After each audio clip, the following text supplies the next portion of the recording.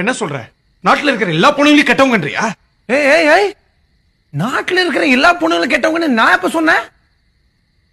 என் கதையை மாத்துறதுக்கு நீ யாரு? கதை என்னது? நீயாளா ஒரு கதை பில்டப் பண்ணிட்டு இருக்காத. நான் சொல்ற கதையை மட்டும் கேளு.